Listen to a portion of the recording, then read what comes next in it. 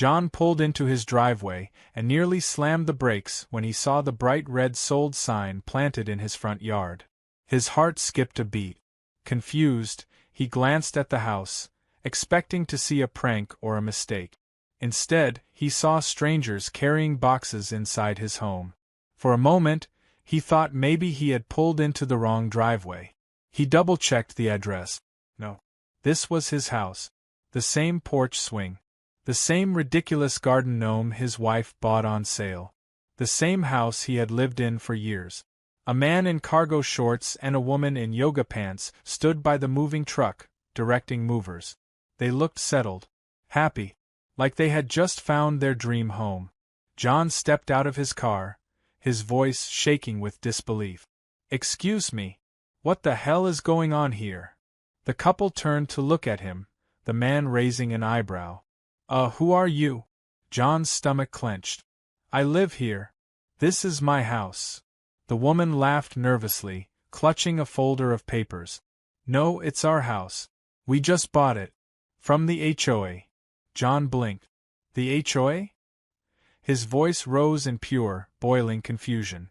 "I'm not even in an HOA." The man sighed, flipping through the documents. "Look, I don't know what's going on, but we legally bought this place. Here's the deed transfer." He held up a paper with his address, but instead of his name, there were two strangers listed as the new owners. John's hands clenched into fists. His pulse pounded in his ears. This wasn't just a mistake. This was a nightmare. Then came the smug, nasal voice that made his blood run cold. "Oh, you're back? Didn't think you'd return so soon." John turned. A woman in her 50s, with a stacked blonde bob and a sweater tied around her shoulders like some suburban warlord, stood on the sidewalk, smirking. Karen. The neighborhood busybody. The self-proclaimed president of an HOA that didn't actually exist. John narrowed his eyes. "Karen. What did you do?" She scoffed, folding her arms. "We, the Homeowners Association, declared your property abandoned after your extended absence. You can't just leave a house empty like that. We have rules." John's blood boiled. He had been gone for 3 weeks on a work trip. Not months. Not years. 3 weeks. Karen continued, all faux sympathy. "Since it was considered abandoned, we exercised our right to claim it and sell it to a responsible new owner. You weren't maintaining the property. The grass got a little long, the mailbox was overflowing, clear signs of neglect." John's jaw dropped. "Are you out of your damn mind? You sold my house because my grass was long?" Karen gave a tight, satisfied smile. "It's nothing personal. It's about maintaining neighborhood standards." John turned to the new homeowners, desperate. "You guys seriously thought this was legit?" The man hesitated, glancing between the paperwork and John. We were told it was a foreclosure under HOA rules. Everything checked out legally."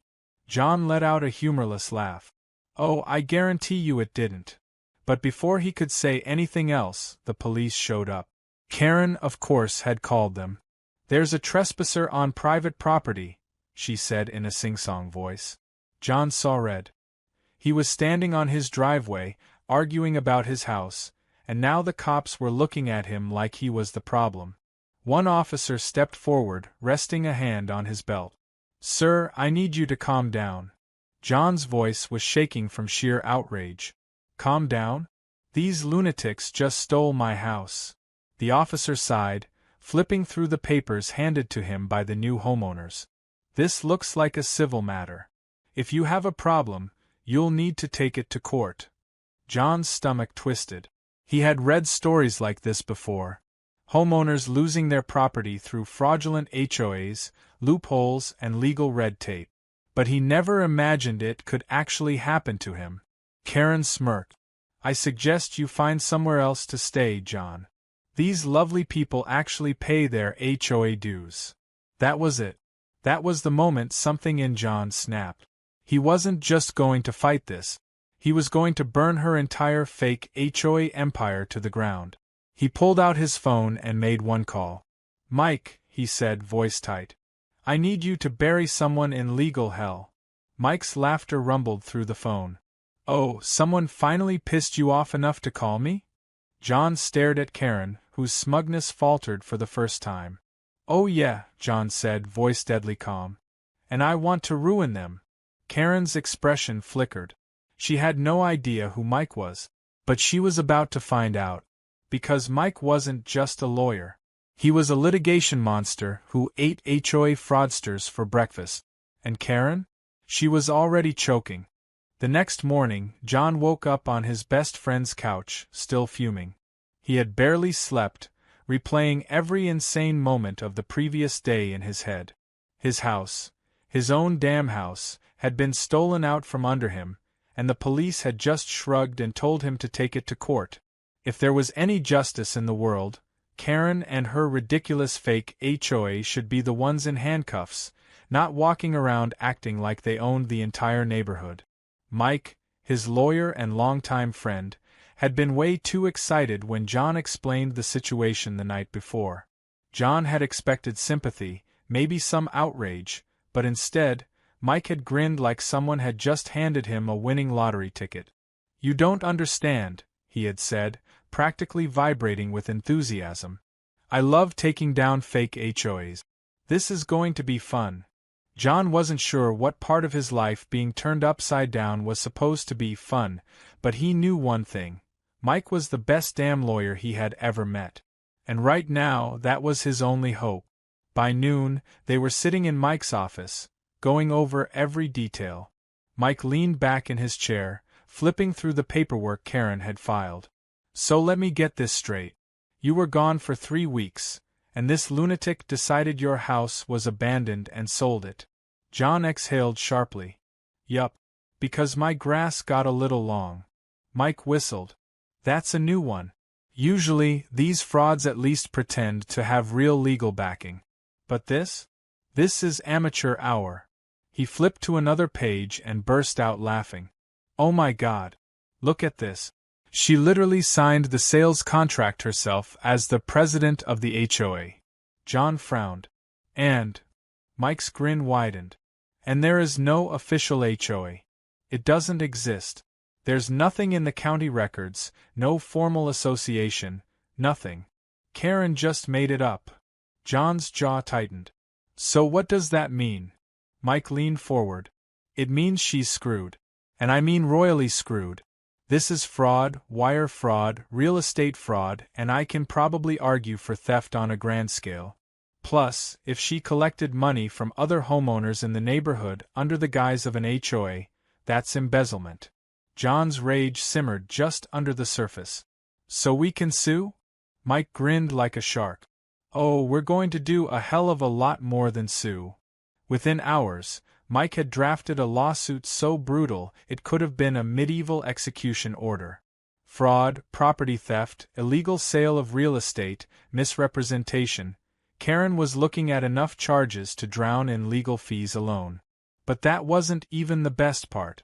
Mike had also filed an injunction to freeze all transactions on the house, which meant that the new homeowners, they couldn't legally take possession. The house was still tied up in John's name. That evening, John and Mike drove back to the neighborhood. The moving truck was still parked outside, but the new homeowners were nowhere to be seen. Karen, however, was standing in the driveway, laughing with a group of neighbors. John's anger burned hot. He had been planning to avoid a confrontation, but seeing her standing there, acting like nothing had happened, was the final straw. He strode right up to her, watching her expression shift from amusement to annoyance. Oh, you again. Karen crossed her arms. I thought you would have moved on by now. John smirked. Oh, I have. I moved on straight to a lawsuit. Karen blinked.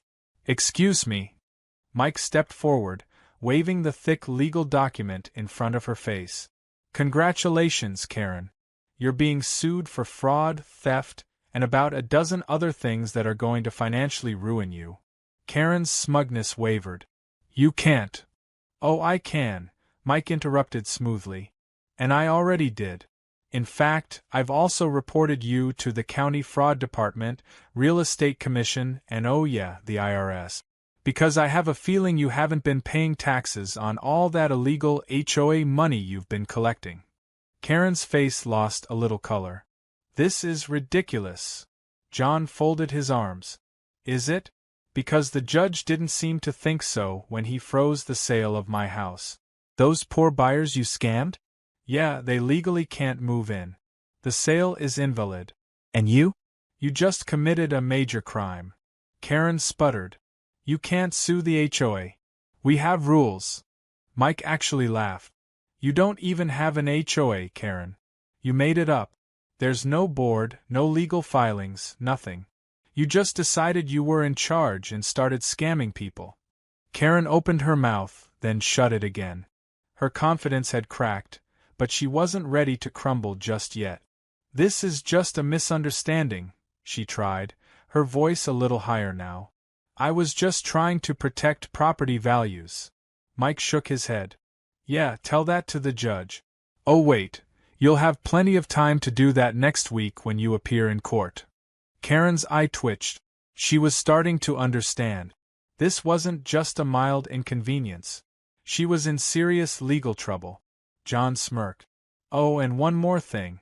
Since you technically sold my house under false pretenses, I'm also suing for damages. Karen swallowed. Damages? Mike grinned. Oh yeah. We're talking pain and suffering, loss of property use, and my personal favorite, emotional distress. Karen's face twisted. You can't do this. John laughed. Karen, I already did. She spun on her heel and marched away, but her usual smugness was gone. For the first time since this whole nightmare started, John felt like he had the upper hand. As they got back in the car, John exhaled deeply, tension leaving his body. God, that felt good. Mike chuckled. Oh, trust me. The best part hasn't even started yet. When we get to court, that's when she'll really regret messing with you. John nodded. He wasn't just fighting for his house. He was about to end Karen's entire fake empire. The day of the court hearing arrived faster than John expected.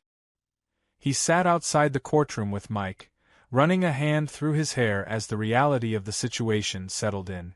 The last few days had been a whirlwind of legal filings, frozen transactions, and Karen trying, and failing, to manipulate her way out of the mess she had created.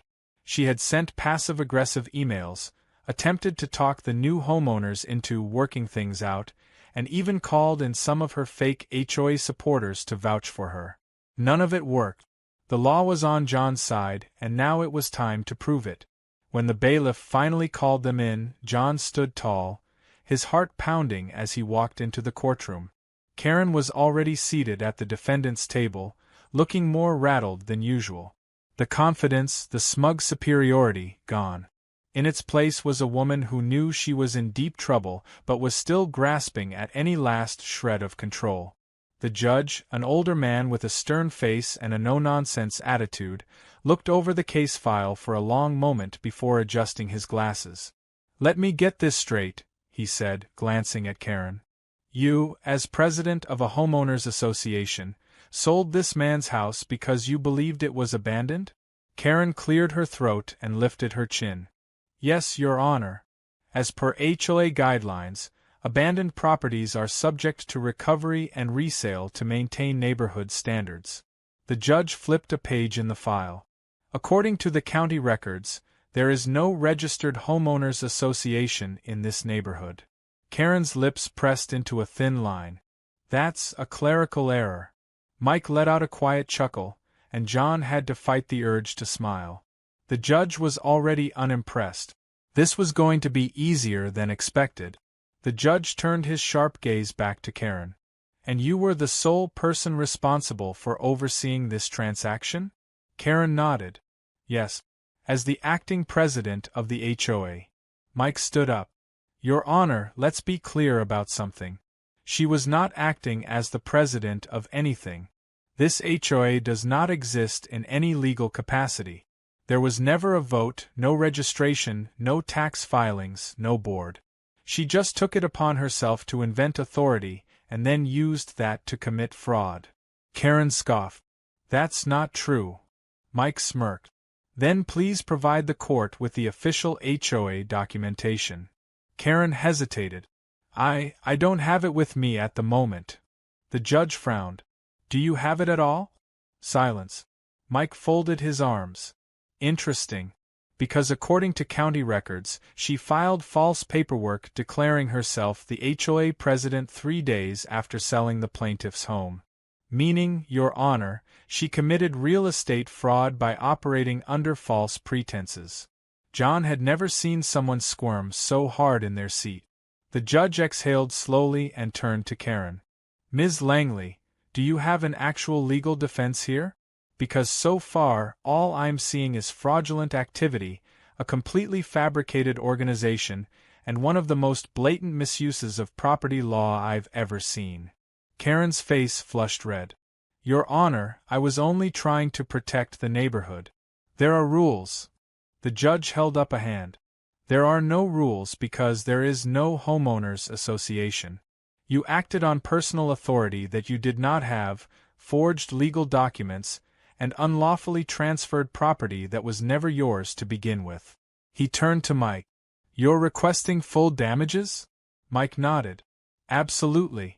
Property loss, damages, emotional distress, legal fees, and because she's been collecting illegal HOA dues from multiple residents for years, we're also filing a class action lawsuit. Karen's mouth opened, then closed. John could almost hear the panic setting in. The judge leaned forward. And just how many residents have been paying into this non-existent HOA? Mike slid a file across the table. According to these bank statements, dozens. She's been running a full-fledged scam for years. The courtroom was silent for a long moment. Then the judge sighed. Ms. Langley, do you have anything to say for yourself before I make my ruling? Karen swallowed hard. I was only trying to help. The judge looked completely unimpressed. Help yourself, maybe. My ruling is as follows. The sale of the plaintiff's home is null and void. The property legally belongs to Mr. Callahan. Additionally, Ms. Langley is ordered to pay all associated legal fees and return every dime she has ever collected from the residents under false HOA pretenses. Lastly, she will be referred to the district attorney's office for potential criminal charges related to fraud and real estate misrepresentation. Karen's entire body sagged. The smugness, the superiority, it all crumbled. She had lost. John let out a breath he hadn't realized he had been holding. It was over. By the time they left the courtroom, the news had already spread. Other scammed homeowners were furious, and Karen's house, which was legally still hers for now, had a growing crowd of angry neighbors outside demanding their money back. Mike grinned as they walked toward the parking lot. That was almost too easy. John smirked. I have a feeling Karen's going to have a really bad week. Mike chuckled. Try the rest of her life. A few weeks later, John was finally back in his house. Everything had been returned to normal. Well, almost everything. Karen had disappeared from the neighborhood, forced to sell her own home to cover her debt. The IRS was looking into her finances, and from what John heard, they weren't happy. The new homeowners had thankfully gotten their money back from the shady transaction and had moved on, probably regretting ever dealing with Karen in the first place. John stood on his front porch, sipping his coffee, when a familiar car pulled up. Mike stepped out, looking entirely too pleased with himself. Thought I'd drop by and see the kingdom you fought so hard for, he said, eyeing the house. Still standing. No new HOA signs. John laughed. Nope. And if anyone even mentions the word HOA to me again, I might actually lose it. Mike smirked. Well, in that case, you might be interested in this. He handed John an envelope. Confused, John opened it and stared at the content. It was a foreclosure notice. For Karen's house. John's eyebrows shot up. You bought her house? Mike grinned. Not yet. But the bank's auctioning it off next month. Thought you might want to bid on it. John looked at the notice, then at the empty house across the street. A slow smile spread across his face. Oh, he said, taking another sip of coffee. I love that idea. And just like that, The final nail in Karen's coffin was set. The fake HOA queen had lost everything. And John? He had won in the best way possible.